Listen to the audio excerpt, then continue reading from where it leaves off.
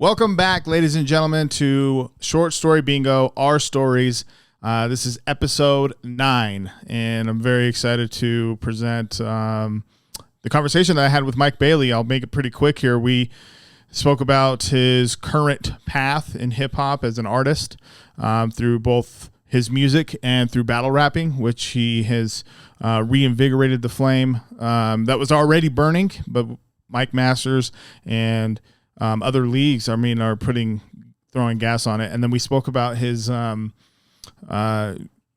he took and what he learned from being, in prison and because he was locked away for about 9 years roughly. And then we also spoke about, some of his family.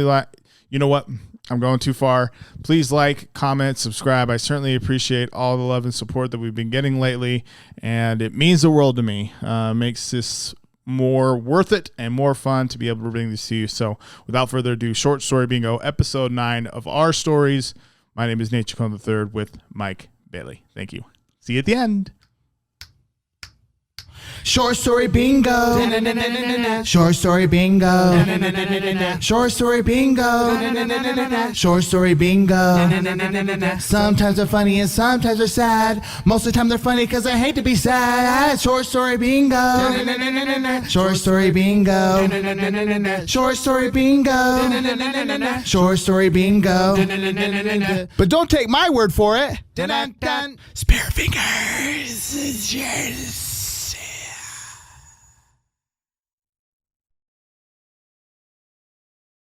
One, two. Welcome back, ladies and gentlemen. Short Story Bingo. My name is Nate Chacon III. If this is your first time, welcome. If it's not, the retention program is working. What I do on this podcast is I interview friends of mine or folks that I don't know that I like to learn more about. And I want to start off by saying thank you guys so much for episode 8 and all the interaction that we had on that with Jay Villain. Very interesting guy, man, and very, very stoked on what he has coming up for him in store. And so thank you guys so much. All the new subscribers, thank you. Apple Podcast listeners, I can see you because I use Podbean. Shout out to Podbean, and I can see my analytics, and I know a lot of my listens are coming out of there. So if you could take a moment to please leave a review. I don't care if it's 5 stars or if it's 1 star. Just please let me know why and what I could be doing better. Or if you love it, tell me that too. I appreciate that too. Having said that, let's roll right in. Today, we're going to be speaking with the guy to my left here, Mr. Mike Bailey, ladies and gentlemen. Mike Bailey. What's up, Nate? What's up? What's up? What's up? How you been? I've been good, man. Being a dad, mostly. Trying to prepare. Lots of things coming out. I'm working on the EP. Yep. Which is probably the most important project to me right now. My daughter, my 9-year-old daughter, has a play. I'm leaving on Friday, so she has a play tomorrow. Oh, wow. So, yeah, okay. I'm going to watch it. She's a queen in this play. Wow. Yeah. I know she's a mean queen. I don't know much else. All right. So she's been bashful. Didn't want to practice in front of me. So. Yeah. So you're stoked about that. Yeah. Well, that's excellent, man. I appreciate you sharing that. As a new father to be myself, yeah, I'm, I have this human experience happening right now that when I would hear people say, like, you don't know what it's like to be a dad until you're actually, like, a dad or whatever. I never obviously understood that, and it's kicking in pretty fucking quick with even my emotions about shit. So when you were saying that, I was like, oh, damn, that sounds cool. Like, I think the biggest thing, too, like, when I was getting ready to be a dad, keep the mic right here, Doug. it was right like that. There we go. Okay, there we go. We're talking into it. Go ahead. Yeah, so it was like a panic for me. Yeah. Because I was not ready. I was on parole. Obviously, it's still on parole, but I was on parole. Just gone through like a rehabilitation center. Like I was just trying to fight my demons off. Yeah. And like people started talking to me about baby proofing and talking to me about like all the supplies I would need. And like I was like, I just want to keep the kid alive. You know what I mean? And it's crazy though. Instincts come in so fast. Just yesterday, my 7-month-old daughter was on the couch. She likes to roll now. She's not quite crawling, but she's rolling. Yeah. And she does a roll, and I'm playing NBA 2K, so I'm looking this way, and she's right here, and I see out the corner of my eye, here she goes. She's on the move. She's rolling. I launched out. I caught her leg as she was falling off the couch, and I have hardwood, right? And it's just like weird, like those little things that like I just could sense that my daughter was about to fall off the couch, and I was there. Got her. Got Boom. her. Right. I can't catch a football Saved if you her. throw it at me. Right. But, Yeah. but I caught my daughter. I caught my daughter falling Yeah. off the goddamn couch. That's a touchdown. Hell, that's if I've ever seen one. Yeah, hell yeah. So the premise of this podcast, man, is I talk about our stories here. I don't even know if I properly introduced that, man. Short Story Bingo, episode 8, our stories. Look, now we're fucking really rolling here. Now we're starting the podcast. Just kidding. We already started. We already started. But anyway, I talk about if like the first time that I knew about you, and then kind of branch off from there and go on to tangents and what have you. So I ever since we scheduled this, I've been racking my brain trying to remember the first time I met you, and the biggest memory that comes out to me, for me, is the B-side battle. For me, hold on, really quick. For me, is the B-side battle. That's the first time that I was like, holy shit, like this kid's really, and I say a kid because you were a teenager. So I mean no disrespect when I say that, but like, I was like, wow, this is next up type shit. That was like 2012, roughly, and so I was just taken aback, and then when I rewatched that video, seeing the judges, Juggy judged, Brisk judged, Pat Main judged that battle, Claudio judged, and I know I'm missing one. Anyway, I think Juggy said one of the like something similar to that. Like, I've never heard of Mikey or Mikey B, but I was impressed with him or whatever. So like, and that was a lot of what I felt too. So I don't recall the first time I met you. Do you recall the first time meeting me? Yeah, so that was the second. I think I can't remember if I battled B-side or Stackeroni Mac first, but those were like the playoffs back then. It was Mike Master playoffs round 1, and I had made the playoffs round 1 off of an introduction battle. Yep. And that's where I met you. Was you had a tryout, a Mike Masters tryout. It was at Taylorsville Park. It was at a park in Taylorsville by a skate park. Yep. And I show up, and you guys didn't have an opponent for me, and so Suspect. We did a freestyle battle, me versus Suspect. Back now, Silas, but it was Suspect, and. We did. I'll never forget. It was the first bar that anybody had ever said against me when I fell in love with battle rap. Side note, my girl, she can't understand why I love battle rap. She's like, how do you like these people talking about you in this way and all these people saying this? And I just try to explain, I'm comfortable there. And I remember it starts off, I've never battle rapped. And I'm sitting there, I'm like, Suspect rhymes with butt sex. Like, that's what I got in my head, right? Yeah, yeah. And Suspect comes out and he goes, what rhymes with Bailey White? He goes, afraid to fight. And for some reason right there, I was hooked. Like, I just knew battle rap was for me. And so we freestyled our 3 rounds, and everybody was congratulating me. I'm like 15, 16. And they're like, yeah, we're going to have you back. We're going to have you back. And I never expected to hear from you or Nick. I think it was also Nick Jones. Yep. And I did. I got a message or whatever. I think it was Facebook. But yeah, then there was B-side. I've gone back and rewatched it. That's, like you said, I was a kid. I was 16 when I battled B-side. I mean, I wasn't even supposed to graduate till 2014, I think. So and that was in 2012. That's fucking wild. Yeah, and I remember back then I had these like rhyme schemes. It was like probably Monopoly, probably never stopping me. Like, it was just, I was getting all these words out. It's like I was trying to rap so fast to say as much as possible. And so when I watch those old battles, that's what I think. I'm like, slow down, Mikey, slow down. Yeah, yeah. But still cool. sick though. It's cool because he's a vet, and everybody really had a lot of love and respect for him.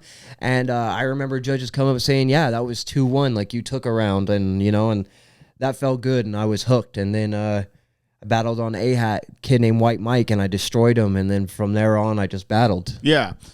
So the first time we met was in Taylorsville Park at the tryouts. Okay, that makes more sense. Did we have a lot of interaction, or was it just kind of in passing? Like, I would say the first few times, no. I think the first the first time I really talked to you a lot was probably when I battled Stupid King. Okay. And I battled Stupid King. It was the same event in Cadillac. Ron battled Atheist. And that night I had hung out with you guys more personally. I'd had an issue outside, and then I remember, I ended up getting a scuffle outside. Yeah. And I remember a kerfuffle, motherfuckers. Yeah, and I was panicking, and then there was you and Nick, and everybody was telling me no, you're good here, don't worry, you're good here, because I was like, I'm gonna get arrested, Oh, okay. It was one of those things, and that's when I first got to really know you, was because you were calming me down. You're like, you still have to rap. Yo, man. we still got an event to do. Yeah. Okay. Well, cool. So Taylorsville, you mentioned a pretty significant piece that I want to tap into, which is falling in love with battle rap. So I have to take it back. It begs the question, what even started that spark for battle rap to get you to Taylorsville Park? That's a good question. So why would you do that? Why battle? Well, I had this thing where, so I wasn't born with rhythm. That's where all this is going to start. Okay. I was born without rhythm. And all my friends rapped. I had a dysfunctional home, and I ran away from home when I was 14, and I moved in with, still to this day, I call him my brother. His name was Deshaun. And they all rapped. They all made their rap songs together. And I always wanted to rap, but I was always off beat. Okay. And so I would always get taken off the song. My verse would always get taken off. It would always get taken off. And so, dog, yeah, I gotta put the mic here. Got it. But I'm looking at the levels and shit. I'm like, bro, we're missing clean ass audio right now. So okay, we got the mic right. All right. Yeah. But so I wanted to rap, but I wasn't good enough. And so check this out. I want to show you something. This is very. Just what it's support system on the fucking back. Okay. Yeah. There we go. Yeah. There we go. You'll see a lot of comics to hold their mic like that. And I mean, I hold it like this when I rap and shit. I used to hold it like this and shit. I don't. I can't. There's no way, because I get worried about the like muffling. I'm sure you guys can fucking hear that right now. Yeah. But, that's just an easy way to. All right. Yeah. We got it. We're There you good. go. We're good to go now. Yeah. Okay. But, Anyway. so I wanted to rap with them, and I could never keep up. And so I remember that I became obsessive about music, trying to learn about it. And I was trying to learn about beats and how they work and how I could get myself on. And then slowly I started making songs that were listenable. You could listen to them and they were good. Yeah. But I got told to quit rapping more times than I can remember. I was told over and over, rap is not for you. Rap is not for you. You weren't meant to rap. You're good at basketball. Play that. You played basketball as a kid? Yeah, I played basketball. Yeah. Okay. So there's a couple things I want to talk about there, but continue. But yeah. So I was told to quit. Multiple times, all the time. Over and over, almost daily. People almost fucking daily. Yeah. They were fucking. And the only time where people fucked with me was I was lyrical. Okay. I couldn't write a beat, but I was lyrical. And I did get better at getting at a beat, and now you can hear my music, and I'm great. I'm fine, just like everybody else. But that was dedication. It took me 3 years to even be able to be listenable to. I mean, being kicked out of studio sessions, being told it wasn't for me, people laughing at me. We posted a song online, and everybody talked about how god awful I was, and I stuck, and I think that gave me tough skin, And I so stuck that to it. that did not detract you. No, it made me mad. Got it. Okay. And so I wanted to rap this. more. Yeah. And but the one time nobody could fuck with me was we would cipher. And when we would freestyle cipher, just without a beat, we're walking home from school or after a game or whatever, at school, we would freestyle and people could not fuck with me. At all. I could just rap better than everybody there, Yeah. leaps and bounds. And everybody always told me, oh, you should battle. And so I, being probably everybody before they're introduced to a real battle rapper, almost everybody I meet that isn't a part of this culture, I tell them I'm a professional battle rapper, and they are 8 Mile. And I'm no, it's written a cappella, right? But back then that was me. Oh, 8 Mile. When people are you should battle, I'm thinking 8 Mile. Right. And so when I showed up to that park and I realized everybody had writtens, I was taken aback, because I showed up to freestyle. Yeah. And but watching the way it happened and everything, I fell in love there. But I guess I fell in love originally was because I was just angry. Like, Wow. I couldn't rap. Nobody wanted to hear me rap, but I was the best lyricist ever. Like, I had the best lyrics. I've been told you should be a ghostwriter more times than I can remember. Like, Yeah. but now it's like my music is amazing. Like, my music is amazing and my battles are amazing, but that just came from getting pissed off. Right. You know, and it was the same thing with basketball. I sucked at basketball when I started. I've never been good at anything When you started. when I started. Well, no. welcome to the fucking world because Yeah. that's everyone. Yeah, well, and like, you hear these stories of people, they're like, oh, it was just meant for me. I picked up a basketball and I just could dribble it between my legs like by the time I was 3. Or They're you liars. Yeah, but that's what you hear. You always Yeah. hear the success story, this raw talent. I never Point had raw zero zero talent. zero 1%. Yeah. Like, fucking. Yeah. You know what?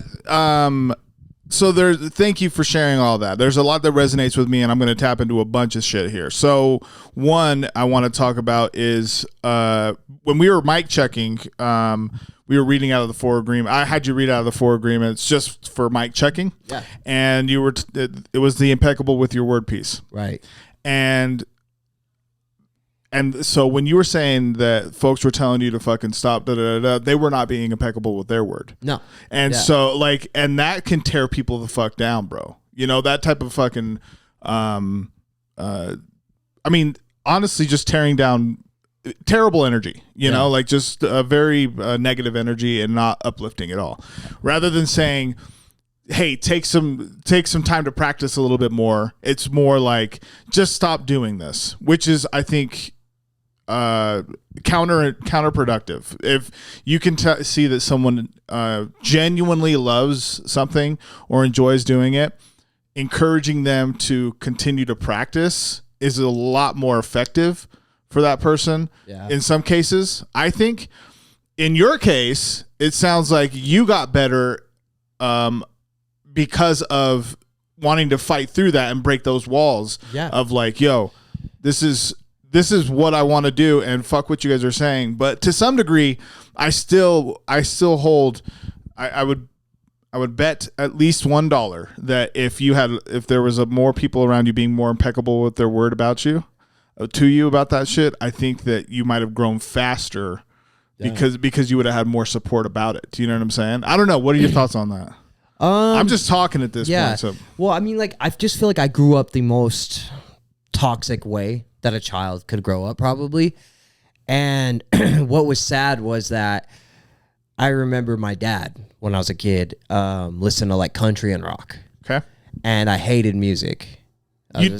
I hated music. I was like, it's trash. Like, this stuff is boring. It sucks. I hate it. Like, why would I want to listen to this cry? You hated music or his music? His music. But, Okay, but as a child, I'm thinking this is music. Oh, like in general, You know? this is music. Yeah. Got it. Okay. So I never wanted to hear shit because I was just like, it's boring. Ghetto It's just a bunch birds. of I don't know if you guys can crybabies. hear that shit. The ghetto birds fucking right. Right out the window. We're on the 40th floor right Yeah, now. the- I had to walk up 40 flights of stairs Yeah, to get here. get the fuck here. Anyway, But yeah, so I didn't like music at all. And then the first rap I ever heard was DMX. whoa, Yeah, and that's quite the introduction. yeah, and immediately like it resonated with me. Like I feel like the anger in his delivery, and like I just fell in love with it. And so, you know, now I'm around rappers, but they're telling me that I'm not a rapper, and like I should just write lyrics for them, type of stuff, you know. But I don't know. So I feel like the anger is what drove me always. What Like drove that you? story has come full circle for me because, you know, I did do a stint where I went away from society for a while. And now I'm home and I started making music again. I'm doing shows. I started rap battling again.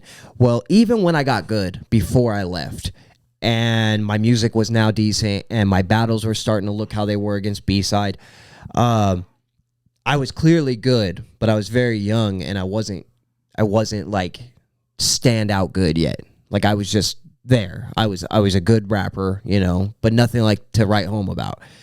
And you know, so people at that point were in a better place with their music and their battles than I were. And it still kind of like talked down to me, talked bad to me. Still, I felt like I didn't get the respect that I wanted. And now that all this time has passed and I'm in these places with my music and in my battles, I'm at a certain place in my career with it where now those same people are trying to get me to help them. and, you know, almost wanting handouts from me. And it's like, it's almost like full circle, because it's like, I remember when I wasn't good enough, you would take me off the song. And now you want me to do something for you. You know what I mean? And so my life has come full circle like that. And so that anger, I think, got me to where I am with my skill level. And I don't think I'd even still be trying if I wasn't so pissed off. Okay. Look, what you just described, a lot of people rise through the ashes like that, you know? So like when I say, and applause to you for getting out of the fucking mud like that, you know what I mean? What I say is when I bring up like folks being impeccable with your word and a support system, I just find that very valuable, because I had even though there was some like broken issues at home with like, you know, regular family shit, you know, my mom, she was an alcoholic, and so she was dealing with her demons, you know, and my dad managed to do his best to steady the ship as much as possible. And even though him and I didn't have the most personable like relationship, he still was very, very, very about me achieving at like very high levels, and was very like applauding and all that shit, you know? So like, I definitely feel like brooding that type of positive energy definitely brings out a lot of things. But I also subscribe to the fact when there's a lot of pressure on a rock, or, you know, pressure creates diamonds or whatever, you know? So like that also sounds, or is a very real thing. And so it sounds like that's more aligned with what motivated you to really work on yourself a lot. You know what I'm saying? Yeah, I think that was just like the way that my circumstances were dealt. And look, you could have went off the rails though, because there's so many people that I have, you know, I've been there. I've been addicted to drugs. I've been in prison cells, and so like I've gone both ways with it before. But now it's like I do have a support system. Like that started now. You know, I have a girl who will hopefully be my wife soon. We have kids. Hey, we're hoping. Yeah, we're hoping. I have kids too, where, you know, the baby, when we're in the car and she's crying and they want him to calm down, my 9-year-old says, "Oh, play your music." And my girl's like, "Yeah, play your music." And it's always, they want my music and they want to watch my battles. And like, it's like such a supporting, loving environment that sometimes like I feel like I can't breathe. Like I feel like I almost like I gotta like go, like I gotta go back around some negative people to like, you know, just to remind myself to get like, fucking to get some dirt on your face a little bit. Yeah, it's hard, man, to go from be around motherfuckers to roast you a little bit. Well, no, I'm just joking. Just coming sort from of shit. Fuck. Yeah, Continue. and I mean going to prison and then being, you know, involved in like gangs and then like having the drug issues and all that, to come from all of that to now like having this like so like supporting, loving family. Sometimes it's weird. Like I wake up in the morning. Yeah. I wake up in the morning and I'm like, how the fuck did I get here? Like, you know? And now it's like, oh yeah, we want to go to Disneyland. And like the way that the universe is working now is just so weird. Like we want to go to Disneyland. We planned a trip to Disneyland 2 months ago.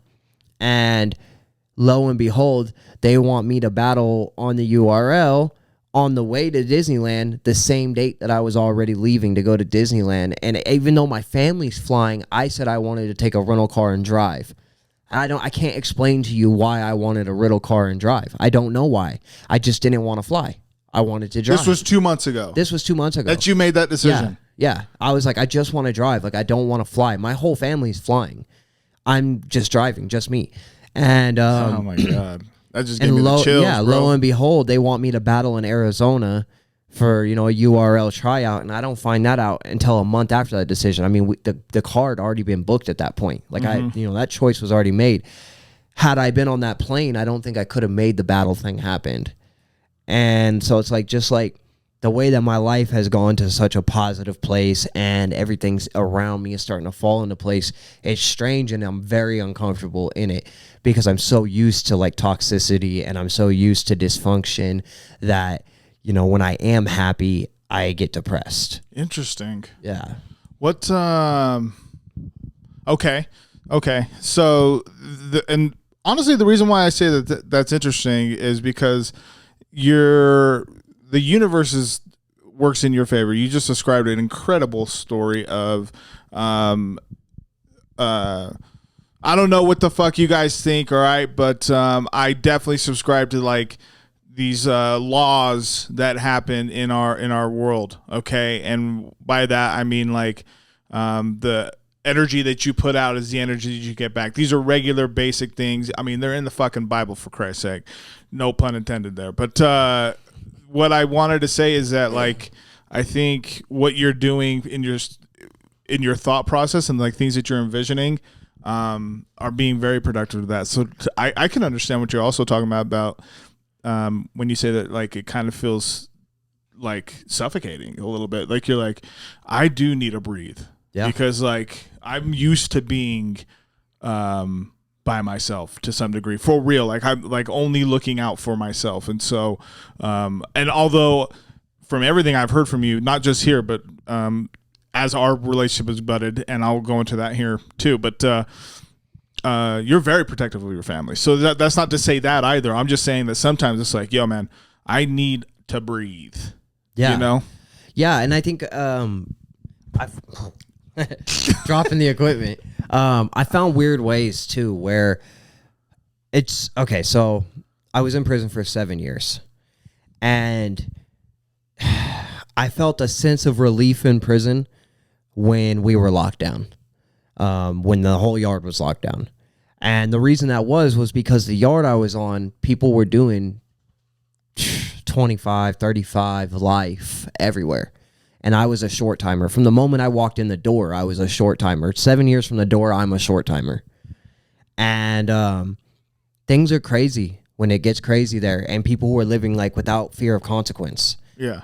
And I felt a sense of relief being locked in my little room, my little cage, because I didn't have to. I had to put up such a front because not only am I a white person in a federal prison that's smaller than a lot of the guys there, younger than almost everybody there, I also was from a black gang where that does not fly in the federal politics. And so when I touched down, they said, hey, like, you need to become you need to fall in line. You're a wood. You eat with the whites. You do this with the whites. You only watch the white TV. I was like, fuck that. I'm not white, bro. Like, I'm folks. Like, where are the GDs at?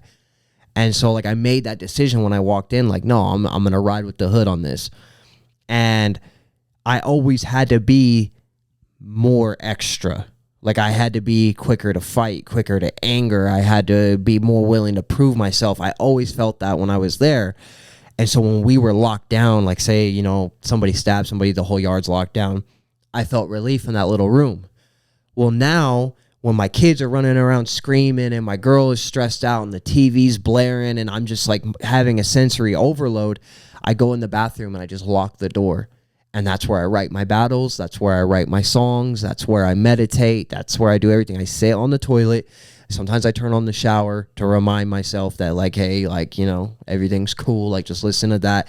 Because I get anxiety. And so, like, it's weird. Sometimes I have to go put myself in the smallest place available to me and lock myself in there. Huh. And it's like, I've tried to learn more about, like, brains and, like, how they work and why I'm that way. But, like, I mean, I don't know exactly how I spun off on this, but it's like, no matter how good life gets for me, I still have to find ways to, like, remind myself of, like, I don't know how to put it. Like, everything is so perfect, and I'm only one decision away from ruining it. Doug, thank you for saying that, because we all are. Yeah. Everyone is, bro. There's a lot of folks that are living paycheck to paycheck for real. Yeah. Thank God. I'm grateful for, but honestly, like, if I lost my paycheck tomorrow, fuck that. I'd be fucking fine. I'd figure it the fuck out. But the point is that, like, there are people that are like one check away from eviction, being in a tumultuous spot in their relationship, one decision away from ruining an incredible decision, one decision, or an incredible situation that's supposed to happen to them, one decision away from ruining 2 years, 3 years fucking of work to, I don't know if it's like DCFS or some shit, you know, like you've been like, oh, I've been doing this for this many years and I got this one thing that happened, like what the fuck, you know, like, and the state don't give a fuck, you know. So like for you to say that, I know that there's people out there listening right now that may resonate with that. And I'm just saying that I feel very, very strongly that you fucking got this shit in the bag. All of you motherfuckers are champions. I'm a champion. We are going to create some cool ass shit, whether it's through your art or whether it's through your welding job, whether it's through your sales at work. You're going to create like this new pipeline that the rest of your sales agents on your team or that you're managing are going to be like, what the fuck, you created that. You have the power in you, dog. Like you have it in you. And I spoke to you about this over the phone just recently. Like because it's how I feel. I vibrate pretty high on a fucking very, I like, obviously the easy word to say is positive, but it's more than that. It's more just like, I am a God. I am God. Like, I feel like I have like God, like if I'm made of from God's image, then I am a piece of God. Even if I didn't like, wasn't like super religious or anything, like that's just how I feel, you know? And I had to go through a lot, bro, not to get to this point even, you know? Yeah. I've encountered a lot of different shit, bro, like to get to a stasis of mind where I'm very cognizant of like how I move now, man. Like, and the people that I keep around me and shit. Like, it's very, very important to me. Like, this space even, you know, is very productive for me. Like, and so when you said all that, I'm going on a tangent, but it's for a reason. And the reason is this, is that when you said all that, like, sometimes that you need to lock yourself away. I mean, there's zero fucking judgment here about that shit. If that's fucking what you need, dog, then fucking do that. Because I can't even imagine like what that would have been like to have been thrown into that situation at such a young age, into grown man prison. Was it prison or jail? It was prison. It was prison. Yeah, yeah. Prison. Federal prison. Where was which prison was it at? Florence, Colorado. Florence, Colorado. Okay. And you were there for 6 years, 7? Yeah. Well, so I did 3 years in state prison. And I did 4 years in federal prison, but there was no release in between the two. It was from state custody to federal custody, just getting transferred. Oh, okay. Yeah. But like all that aside, like, so the reason why I like to always remind myself that you're one choice away from anything always, is that like the biggest issue I've always had in my life is loyalty. And me being a gang member, you know, I see people calling my phone and I can feel the energy. Like when it starts to vibrate, I can look at it. I've probably never missed a call from you. You know, I've probably always picked up the phone. Yeah. Because I can feel the energy. Like this is a good conversation. This is somewhere good to go, right? I also, sometimes when my phone vibrates, I look down, I see the name and I feel the energy. And I'm one yes away from being right back in that box. Woo! You know what I mean? Like, it's like I can literally answer one phone call. And then now here I am again in a car with a gun again, and you know, going to do whatever. You know, we might be going to confront some homie's girlfriend who's cheating on him, but like I've seen how these situations end, you know, and so I always have to remind myself that it's like no matter how stressed I get at home or how sadly I bite off a whole lot, you know, more than I can chew. So like for example, I'm leaving here in a couple of days. We're going to Disneyland. I have a battle in Idaho. I have a meeting in California. I have I'm going to do something very sentimental in California as well. And then I have this battle for the URL in Arizona. All these things going on. Well, I wanted to shoot a music video because I've been shooting and editing my own music videos. And I wanted to shoot a music video in California, but I don't have a song that I like enough to shoot a video to in California. Sure. So I'm like, oh, I have to record. Right? And so here I am memorizing rounds for 2 different battles and worrying about all these trip details, and I'm leaving in 2 days. And I'm coming to a podcast today, and then tomorrow I'm going to a studio, but I haven't wrote the song yet. So in between this podcast and that studio session tomorrow evening, I have to figure out how to watch my daughters play, do Uber Eats, and also write a song. And it's like I have so much going on constantly. And I I start to get down about it. I start to think, I hit writer's block, like everything's too much, like I can't handle it. And then I have to remind myself, like, why do I do this? Like, why am I living in such a highly motivated like fashion? Mm-hmm. And it's because I've spent so many times where it's like, okay, like I'm bored. I guess like I can answer, like I can see what they're doing. I could go out with them.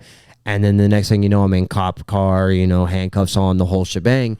And, somebody's been shot and everything's gone downhill really fucking fast. Jesus. And so now I have to keep myself busy and stay around my family and not answer those phone calls because they don't love me like the way that I love them. And I learned that. So like, I'm not somebody who's going to drop his hood, deny he was from there. I'll never become a rat, but I also will not continue to give people time who don't give anything to me. Yeah, of course. They don't care about me. They just want to get into trouble, whatever. It is what it is. And I feel bad for them. Like I want them to see the light that I've seen and realize that life is super dead end, but they don't. And so I just keep going forward with all the things that I have. Yeah. And so I have to be careful about the phone. This right here is my biggest trigger. This will be my fastest relapse, is answering this phone to the wrong number. God damn, dude. Okay, well, fucking keep that on as much in fucking alignment as possible with not doing something wild. But there's when you were saying all that, have you ever like YouTube time blocking? What is that, like a scheduling, like a scheduling tool? I mean, you can get that from the name, or just like the words I'm saying. Time blocking is not just like a program or something. Time blocking is being able to manage your schedule. And there's like a lot of different methods to do this, but being able to manage your schedule to optimize your performance. And so that's something, just hearing you, that would be something that I would suggest just off rip, because like I do the same shit. I definitely overload a lot, and I'm grateful for people in my life that care about me, to be able to point that out to me and be like, hey, you're doing too much. Yeah. Because historically I've been industrious, is what it's called. Like there's a term for it. And that's because my dad's industrious.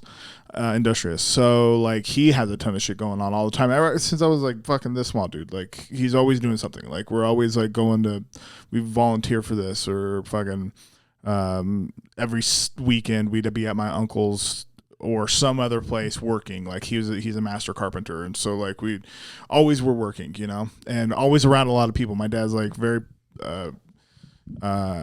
he's an extrovert, but has very introvert tendencies. He likes to be by himself too, and I am him. I'm a piece of him because I'm the same way. Like I'm very much out, but I appreciate when I'm in, Yeah. But he has so much stuff going on sometimes, and now it's different, but like when he was my age, like I don't know, it's sometimes difficult to catch up with him. And I know that like I could see him when he wasn't having a lot of stuff going on, like he would be depressed, like in his room, like, and that's how I fucking get. Like if I don't have stuff going on, I'm like, fuck, dude. Like I feel like my life's not doing shit. Like I'm not doing shit, Yeah, I relate. So yeah, just time blocking. That's all. I just like, even just YouTubing time blocking methods, because you are someone who appreciates like self progression and shit, and so I know that you might get a kick out of that shit. Another thing, and I've been suggesting this book since Mousley's episode, or maybe before, but it's only because I just came up on it. It's called The Game of Life and How to Play It. Have you heard of this book? No, but I just saw you posting that to Real Poet. Dude, I've listened to it once a week since I heard it like 5 weeks ago. And it's amazing. It's a reset. It's 2.5 hour listen. It's a small book. Like if you bought the book, it's a smaller book, a little similar to the Four Agreements, a little bigger maybe. But it's by Florence Shin, and it teaches and talks about how just basic principles of the energy that you're putting out is the energy you receive. And I'm telling you, the level up just that I've felt for real after 2.5 hours of just listening to that and what I've implemented into my life in the last, honestly, it's like 2 months since I don't remember when I listened to it. It was fucking recent. I know I've been talking on this fucking podcast. Someone was going to fucking comment and be like, it was like fucking episode 3, dickhead. But since then, it's been awesome for me. And I would highly suggest that book too. Okay. So like when you're doing Uber Eats, because I've done, like DoorDash and shit, it would be sick as fuck. Yeah, that's actually what I do is I listen to audiobooks and I listen to podcasts. I will not listen to music in the car anymore. Why? Couple reasons. Few things. A couple reasons. One, because I'm so obsessive about everything that I do, and so as soon as I start listening to music, it's like I want to get in the studio, and it's immediate jonesing. I'm like, oh, I just heard a good song. I want to go do something now like this, Yeah. But that's like the smaller reason. The big reason is the style of music I make and listen to is very, oh God, it's like pollution on the brain.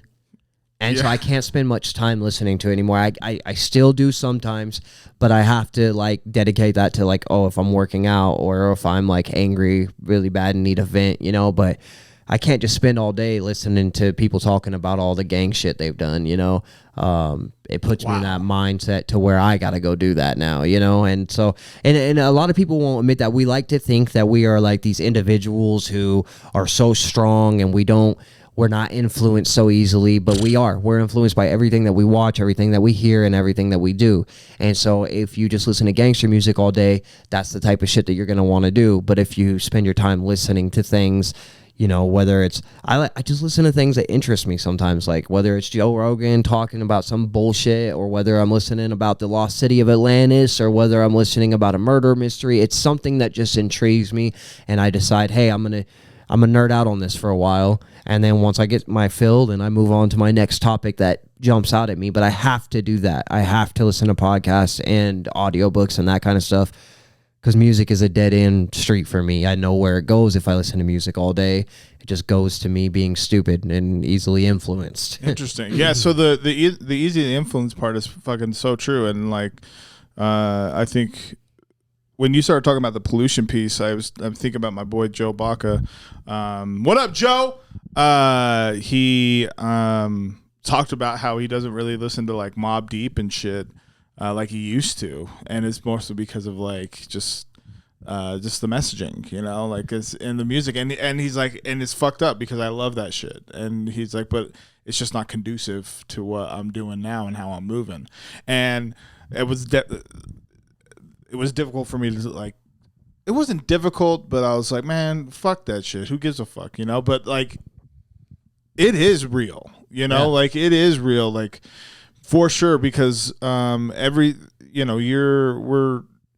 ingesting so much, and now it's incredible.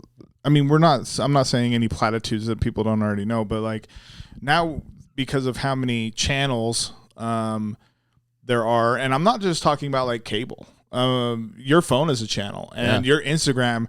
I mean, how many times? Like every single person's profile is a channel, and so like, there's so much to take in that's available to you to take in. Excuse me, that's how I should say it. Yeah. That it is important to rope that and fucking harness exactly what you allow yourself to take in. So I appreciate you saying that because that does. Yeah, I mean that's fucking so true. I mean the genre of music I make and will make for the foreseeable future is trap rap and gangster rap, and the reason is because I'm using this now as an outlet. The things that I have done, I'm still processing. All my music is trauma related when you listen to it, and I'm still processing a lot of shit. And then maybe once I get past that, I'm still using it as an outlet to talk about the things that I miss doing or that I could be doing. I'm outletting it there. but I can't listen to it all day. And Yeah. if there are people who think that we aren't so easily influenced, like it's real easy to show. It's you could say, okay, gangster rap didn't really affect the urban areas or whatever, didn't affect the urban environment because they were already like that. There was already a lot of poverty going on. It was already a lot of, crime going on to meet people's needs, dishonest ways of obtaining your needs, right? But why do you think you have these suburban kids who, come from well-to-do families, who are buying guns and wearing bandanas and joining gangs and wanting so badly to be accepted into that culture? Well, it's because of the music and the TV and the movies. And so it's like, I'm not like saying that stuff's evil and like we need to ban it. I'm just saying that if that's what you choose to spend your time on all day, every day, the chances are that's what you're also going to put into the world. 100%. Yeah. So, well, I think, I fucking beat a dead horse. I'm beating a dead horse, but I agree with you. I just agree with you. I mean, fucking whatever you think about, and whatever you ingest is fucking what's going to come out. It's for real. It's like whatever you eat. I mean, you have to digest it, and sometimes your stomach doesn't digest it well. Whatever you listen to, you're going to have to digest it, and sometimes your brain, which is your fucking stomach. That's why they call. You have two brains, like your stomach and your fucking brain. Anyway, so like whatever you listen to, your brain has to fucking digest it, and what's going to come out of it, like it's not always going to be sick or dope, Yeah. If it's shitty stuff that you're feeding yourself in your brain, then it's going to create like bad fucking brain bowel movements, like you're not thinking correctly, Yeah. So there's a lot to be said there. What about, I have a question here, also great piece on all that. There's so much to clip out of that because you had a lot of gems you dropped there, so I appreciate that for sure.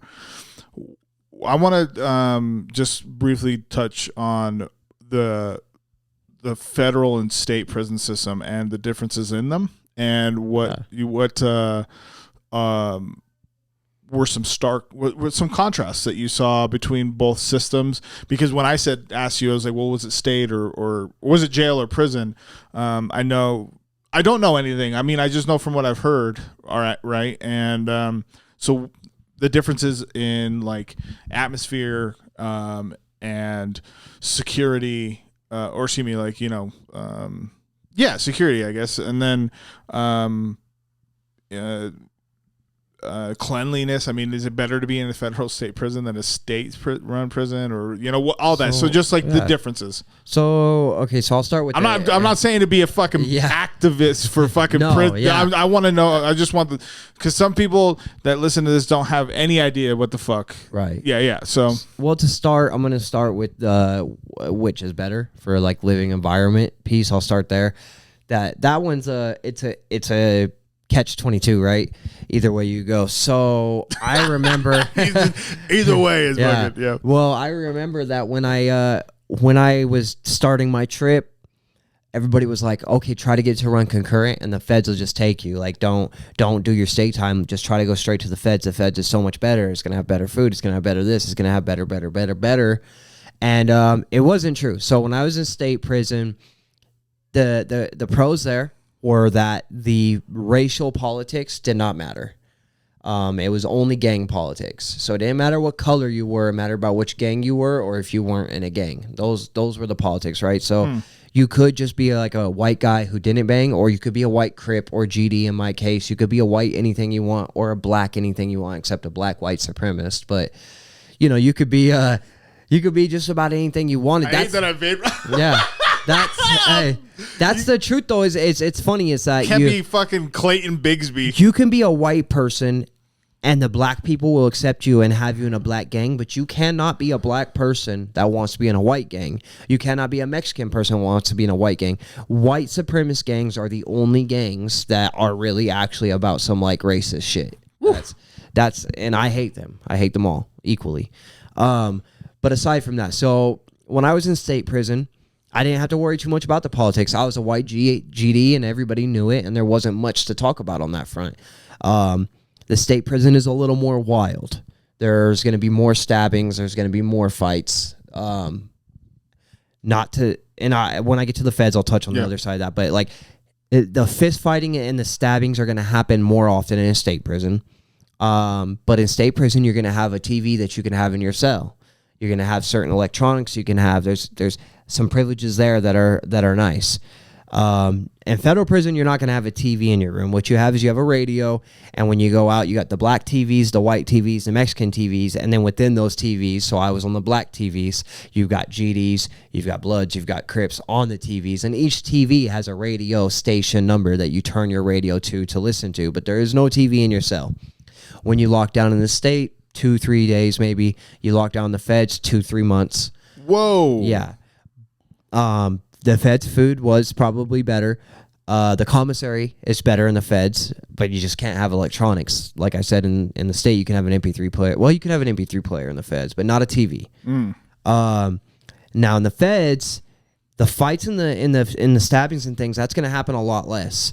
But when it does happen, it's going to be serious. It's going to be 50 on 50 type of shit. Like it's going to be whole yards turning the fuck up for 8 hours until the cops have gotten everybody locked back down. I've seen a lot of crazy shit in both, and I've had a lot of boring times in both. Overall, I liked state prison better because of it's just like, it's so bogus in the feds. Like, you have to remember what car you're in and like who you've aligned yourself with. Like as a white GD, I had to be extra careful to never talk to white people in the feds, like to never be cool with white people, that type of stuff. Say you're a white guy and you're going into federal prison and you're not a gang member, so you're just going to ride in your car. You're going to be like, okay, I'm a Utah white. Well, that means you're an independent white, which means you're a Peckerwood, which means that you've agreed that now you're a racist, even if you're not. But let's say you're not racist, and now you're riding in this racist car because you had no choice. And, you've been doing, let's say you've been playing poker. You've been playing poker at this certain table, and you and all the guys have gotten super cool on this poker table, and it just so happens 2 of them are black, 2 of them are white, and 2 of them are Mexican.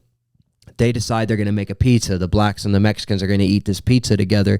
They invite you, and you're like, well, yeah, I'll eat pizza with you guys. As soon as you take a bite of that pizza, the white people are going to stab you or jump you or whatever, roll you out of there. And so it's like that type of stuff in the feds is so hard to remember that, like, God, like, you can't be like, oh, well, we're cool. Like, we relate about a lot of things. We talk about a lot of things. Like, it can't be like that in the feds. Your guard has to constantly be up. In the state, it's different. In the state, it doesn't matter. Like, in the state, it's like, it doesn't matter if you guys are from different cars. If you're playing poker together, you want to eat together, do it. Who cares? And so that was probably the biggest difference, I think. You mentioned car. What's cars? Like a car is your group, your clique. Yeah. So, I mean, I could discern that, but like, yeah, okay. So that's what, yeah. Yeah. So a car is just like, so they'll say like you're riding in the car, and if you're getting kicked out the car, that just means that like if somebody's getting booed from the car, that means that they're gonna be, getting stomped out and going to PC after that. But like that's just always what they've called it, is a car. Like you're either in the car or you're running behind the car. Damn. That's fucking wild. Yeah. What would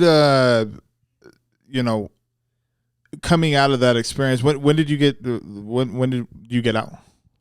June 2021. Okay, so a little over a year now, almost a year and a half, about 2 years. Yeah, almost. It'll be 2 years coming up on 2 years. Coming up in 2 years.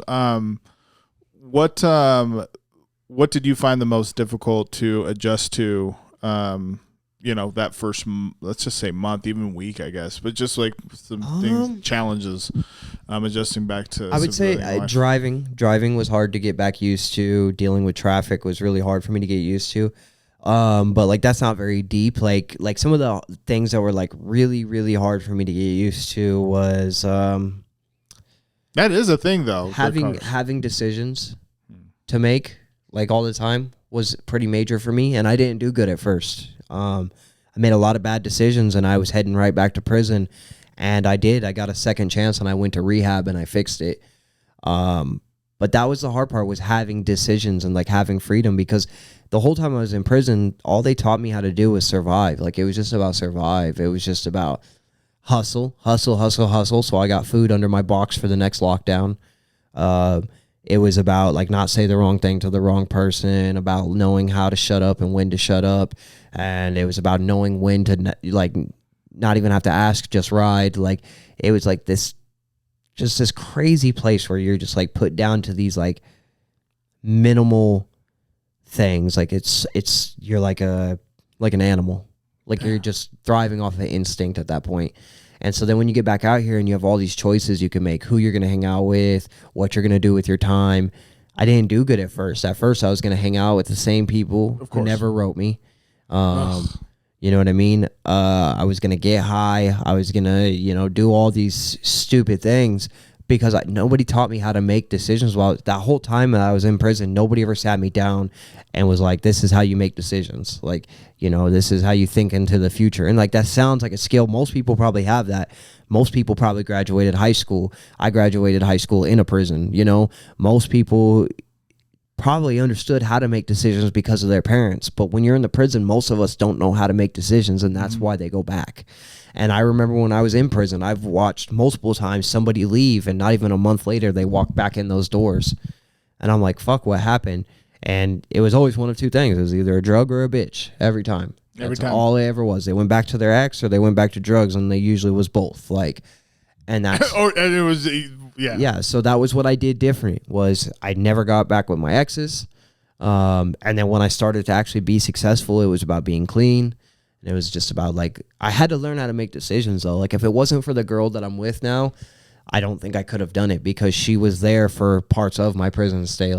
We actually met and started our relationship while I was still in prison. Wow. We started as pen pals. She was that person who, when I wasn't strong enough to make decisions, she was able to make them for me. But yeah, the hardest things to get used to is definitely just freedom in general, making decisions. But everything was so hard to get used to a certain degree. I didn't I think the hardest thing was learning to let things go. Probably because I wanted to prove who was fake so bad.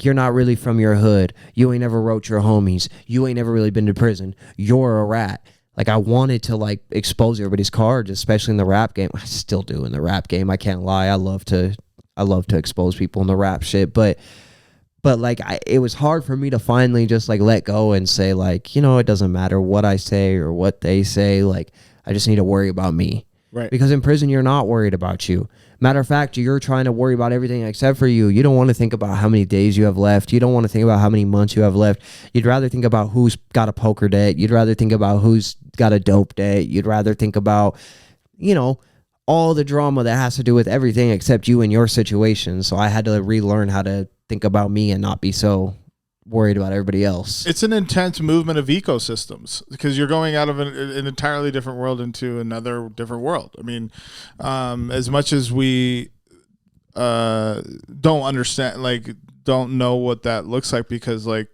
prison system and just that whole system in general is away from the regular mainstream view. It's very difficult to understand what that's like for someone to come out of a very intensely just a very intense world and then being placed into freedom, as it were, And it's sad to watch people try to get back used to this world and actually thrive in this world, which now I've gotten to that point. But out of all my friends that I made in prison, we all got out at different times. I remember right before I got out, my best friend, we'd been cellmates for 3 years. We became brothers. His name's Pella. What up, Pella? Well, I've got a rest in peace tattoo. That's where that's going. Oh, sorry, Pella. No, it's all right. It's cool. Yeah. What up, Pella? For real. Yeah, what up, Pella? Shit, what up? But he was an Rest in peace, amazing guy. Amazing guy. The type of guy in prison that he didn't care about, if you were in a debt, if you were in trouble because you had a debt. I've watched him do it with people that weren't even from his hood or anything like that, would have debts, and he didn't want to see them get hurt, and he would pay their debts. Damn. He was that kind of guy. And he still, when he came home, what happened was he had drugs and he got pulled over, and he was so scared to go back. Well, always so scared to go back. He was so scared to go back that he swallowed all of them and he died. Oh my God. And You know, and then that's just one story out of many, but I know so many people. Another one, the last friend I have left that I made in prison that's still out is on the run right now, and I can't answer his calls because of that. Yeah. Because he's on the run. I don't have a single person besides me that I met in prison that's still free today. I actually won, but he just got out, so I have to see how that goes. Sure. But like, we're always so quick to go back, and that's the sad part I think about prison is that it's a revolving door. It's built for you to go back, and for you to not go back, your only intention has to be to not go back, and you have to like make every decision knowing that somebody's watching you, and that's how you have to live your life. But the thing is again, we're not taught proper decision making. We're not rehabilitated, and so it's so sad to watch all these people go back, and it's so sad to watch all these people die. And it's just like, I think prison took it from them because at the time, like, I still don't have a license. I just got my permit. You know what I mean? I'm 27. Right? Because I missed all that part of my life. I learned how to shave in prison. Like, I literally missed all those major things. Like, I didn't go to a college. I didn't do the things that a lot of people do, and neither did all these guys. And so all these guys, when they come back out here to the world, I always hear, this is like a huge tangent, I'm sorry, but don't be sorry at all. I always hear about people talking about Black Lives Matter, which certainly they do. And I agree with the movement. And I always hear about, you know, feminist movements, and I certainly believe they should be treated as equals. And the gay things, I totally agree that gay people should be treated equal. I have no problem with all that. But like, the biggest discriminated group that nobody talks about is felons. Oh, right? Shit. We can't get houses. We cannot get apartments in most places. We can't have certain types of jobs, which is almost every type of job. So either you're going to work in a restaurant or construction, that's about it, or an assembly line. And like, nobody talks about how discriminated against felons are. We can't even vote for the president.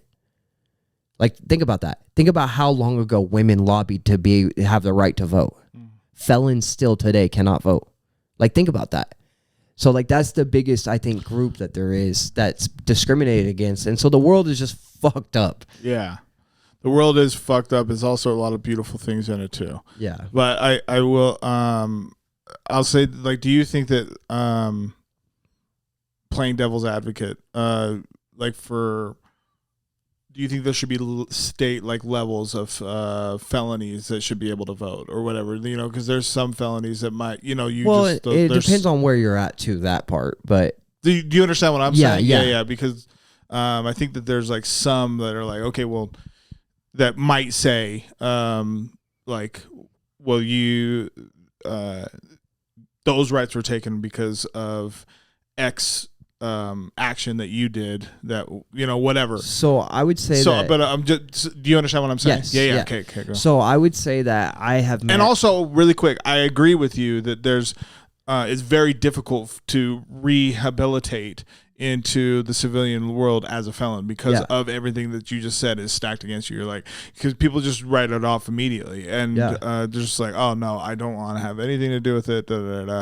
So continue. Again, I couldn't do any of it without my girl. That's how stacked against me it was. But so I do understand, like, should there be degrees of like what a person has done and their ability to basically have a certain type of treatment when they come home. And so, like, I would say this, it's hard to do that because I met a murderer while I was in prison who, if you look at his charges, he murdered a man and a woman. Okay? He walked in the house and he murdered a man and a woman. That's what you see on paper. Okay? He was also the nicest person to me my whole prison stay, would give me the shirt off his back, constantly was trying to educate people, teach them. He was teaching people out of the Quran, but he would meet you where you were at and have real discussions with you. You know, he was a guy who would wash clothes for people. He would just do anything he could to help out. He was a nice guy. He's never going to come home. He has natural life. He will never, ever come home. Doesn't have a chance at parole. And then I've met a guy who was locked up on petty drug charges, got pulled over crossing state lines with a certain amount of meth, right? This guy also would lie to you no matter what. He will steal your phone time. He will do anything he can to get anything out of your pocket, right? And when you look at these guys on paper, well, this guy has a petty drug crime. He was a drug addict. He made a mistake. This guy murdered 2 people. But let's dig in deeper. Well, that same guy who has that drug charge, if you dig into his history, he probably actually came from a decent family. and just lied, stole, did a lot of that. Not saying he's not fixable, but he's been a snake on all levels of life. Yeah. But all he is just a drug addict, right? So they don't look at him as bad as they do the murderer. But this murderer, what they fail to mention is he walked in on his wife cheating on him with somebody that he knew, and he killed them both in the heat of the moment. Yeah. You see what I'm saying? A passion. Like a passion. so you can't really do that. So no, I don't think there should be something like that.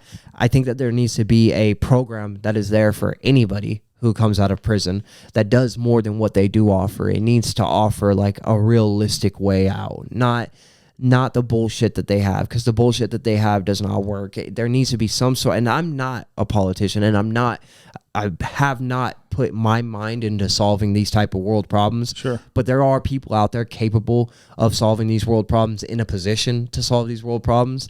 And there needs to be a program that helps anybody who's willing to put in the work, I think.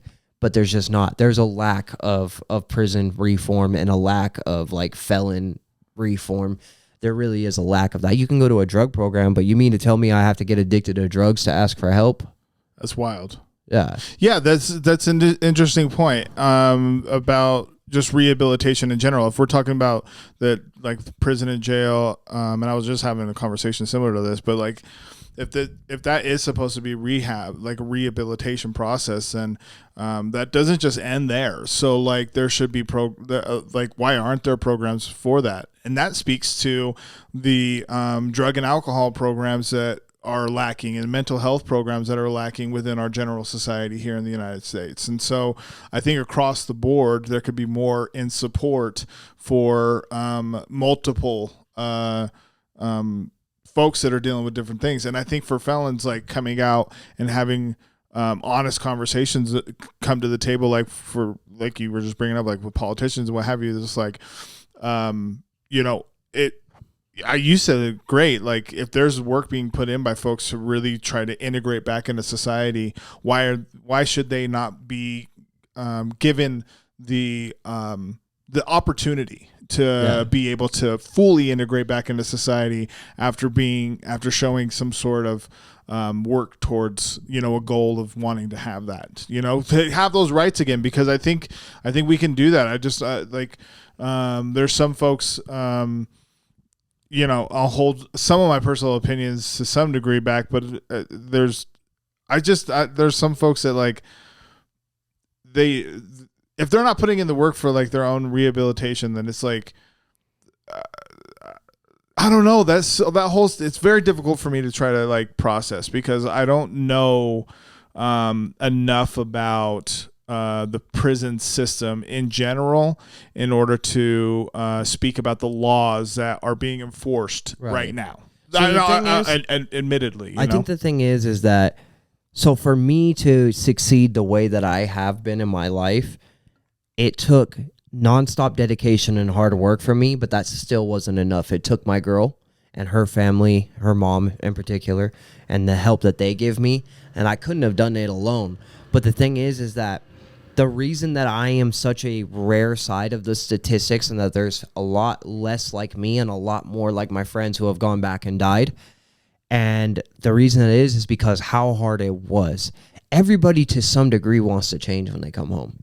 In the beginning, they do to some degree. I mean, there's those few who don't, but to some degree, everybody wants to change. Each one of us can only take so much shit, though, right? And so the amount of shit I was able to take was probably just a lot more than the average guy coming back home. Yeah. But there's a certain point, some guy, it might be the fourth Smith's Marketplace that tells them they're not good enough to work there. That might be the straw that breaks their back. For another guy, it might be the third apartment while he's fucking sleeping on the streets that tells him that he didn't pass a background check, even though they took all his money for the application fee and the other fee that they have. It used to be just an application fee, which was $50 to $100. Now there's a $300 fee called like I'm trying to remember what it's called, but me and my girl had to deal with them. There's another fee that is now non-refundable. That's hundreds of dollars. And they know they're going to tell you no. They could have told you no before you paid that, but they don't. And so for another guy, it might be 3 of those before it breaks his back. And he finally says, well, there's $1,000. I'm hitting the streets again. For another guy, it might be he just came home and found out his girl cheated on him. Who knows? Yep. You know what I mean? Who knows? But it's just way too hard to turn your life around. And if you don't have people in your corner helping you, you're not going to get it done, period. You're not. Because I couldn't have done it without the help I had.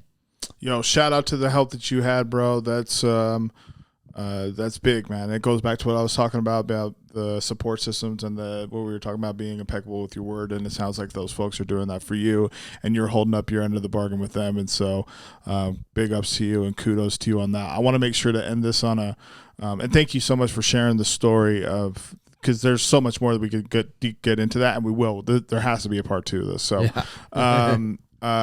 but I do want to crescendo this a little again because we hit a crescendo in the middle of this. But with that support system, you've seen some pretty incredible fucking strides and some pretty incredible growth. We got just a little bit of time here. I've taken up a little bit too much of your time already. I'm sorry, but no, I'm good. What are some cool things that you have going on upcoming? And let's start there. Yeah, I mean, I would say This releases in 3 weeks, by the way. Okay. Yeah. Well, 3 weeks. Yeah. Okay. So, but even still, let folks know what. Yeah. So hopefully, by the time you guys hear this, I will already be into phase 2 of the URL Crucible. That's where I plan to be.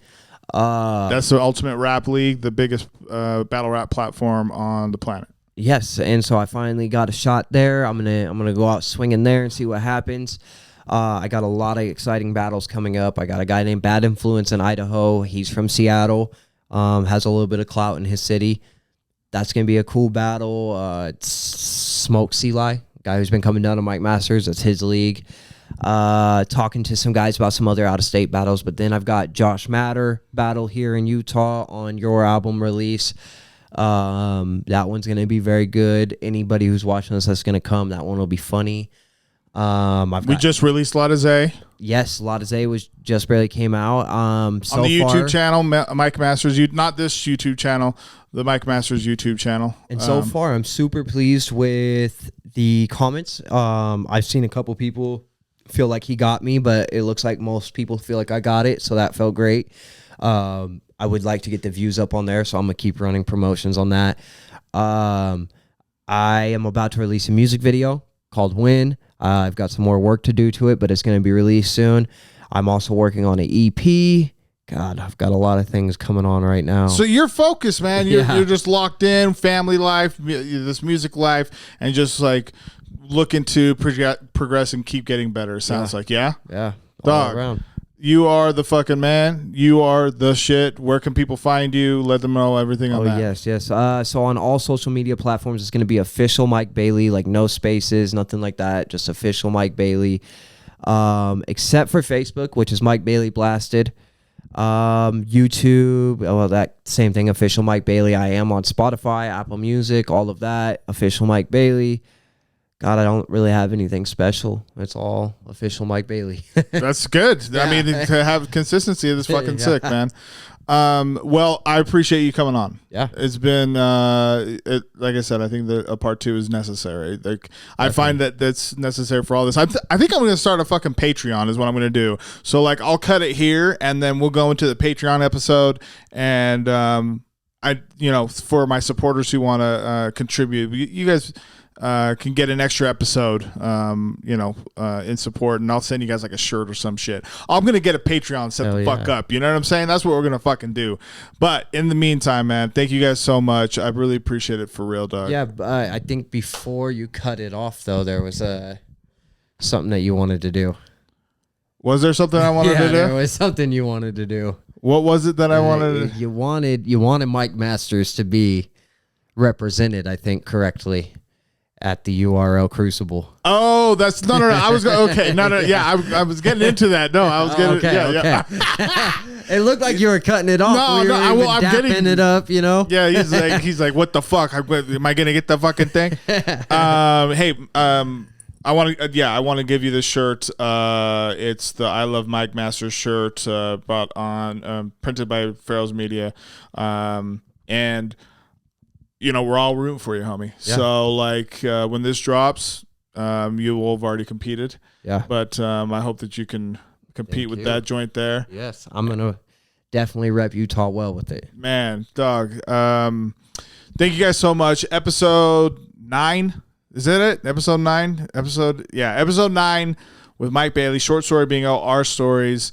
And I really, like I said, I really appreciate it. If you made it this far, check this shit out. This is a new hoodie from the Gambino Grime signature brand. It's got fucking Randy Savage on there, and he's about to throw a elbow on fucking mumble rap. So he's he's the shit. And this is on my store, utahhiphop.com. Been seeing some good movement there, and I'm going to continue to ramp that site up too. So thank you guys so much. I really do appreciate it, and very grateful. Mike, you're the shit, dude. Yeah, thank you. You too. Hell yeah. Thank you. And that's it. Dun, dun, dun. Spare fingers. Cheers.